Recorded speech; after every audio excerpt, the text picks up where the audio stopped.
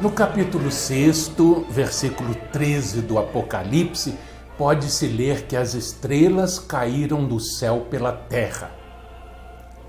A história, mais uma vez, diz: cumpriu-se. Tendo-se realizado este fato bastante depois do escurecimento do sol, há muitas pessoas que dele se lembram como se tivesse ocorrido ainda ontem. Referimos-nos à grande chuva meteórica de 13 de novembro de 1833.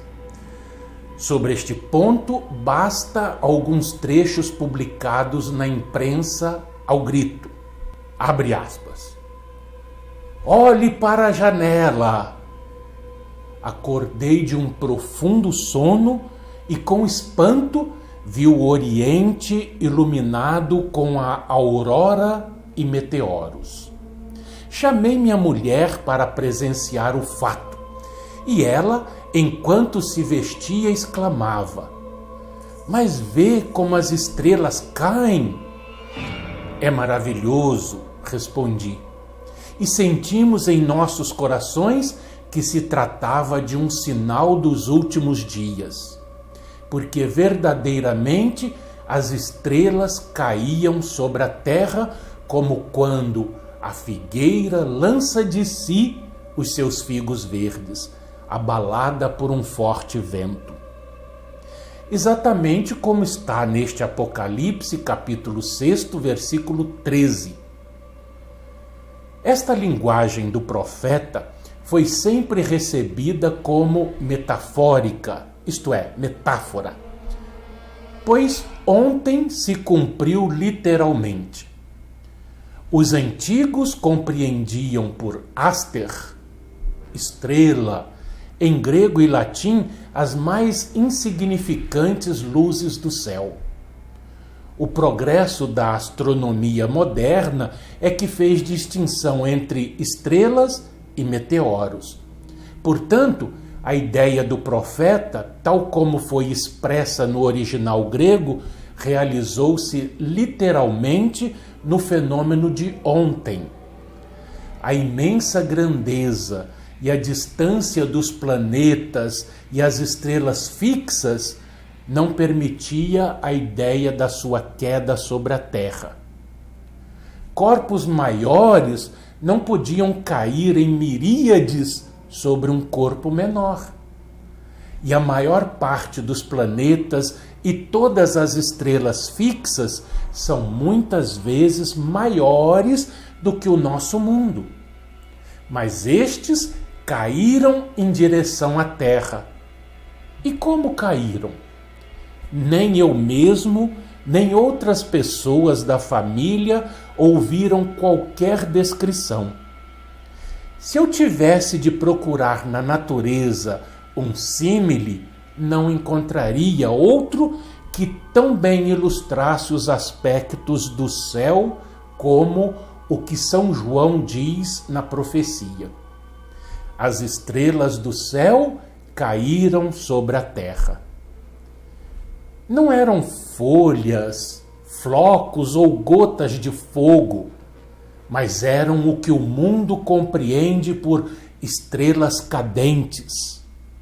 E uma pessoa que quisesse chamar a atenção de outra no meio da cena diria: veja como as estrelas caem.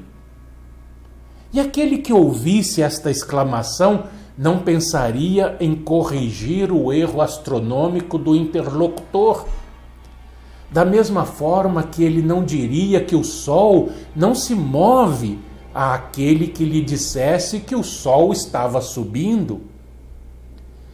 As estrelas caíram como quando a figueira lança de si os seus figos verdes, abalada por um vento forte. E eis aqui a exatidão do profeta. As estrelas cadentes não procediam de várias árvores sacudidas, mas de uma só.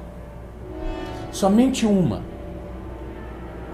As que apareciam ao oriente caíam para o oriente.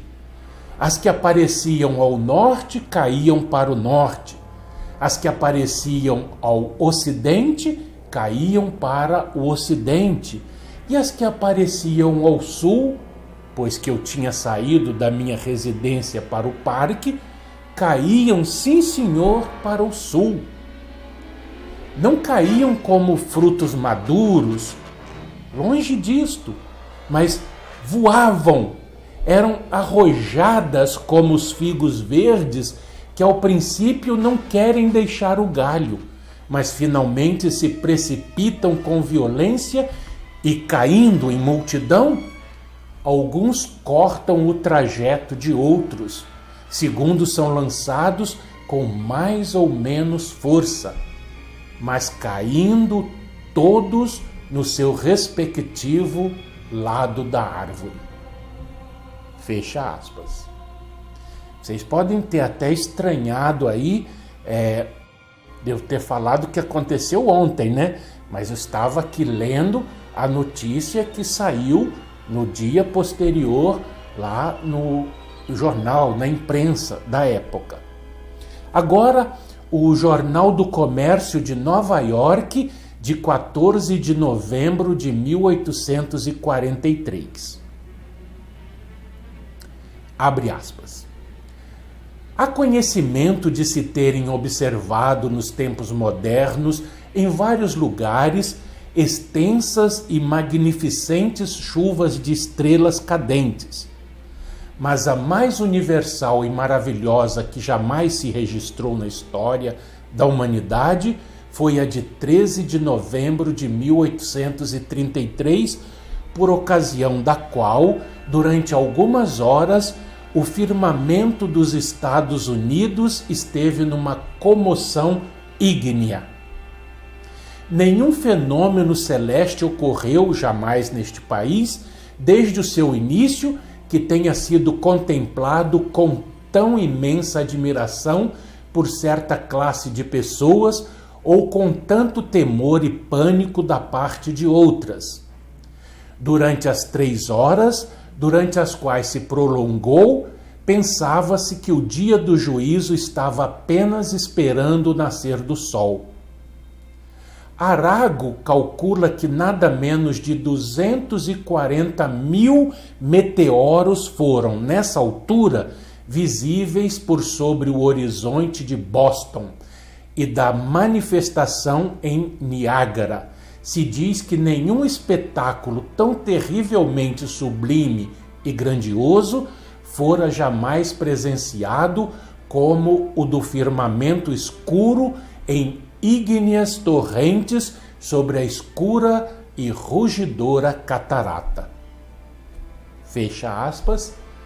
E no programa de amanhã nós continuaremos com a análise do sexto selo. Até lá!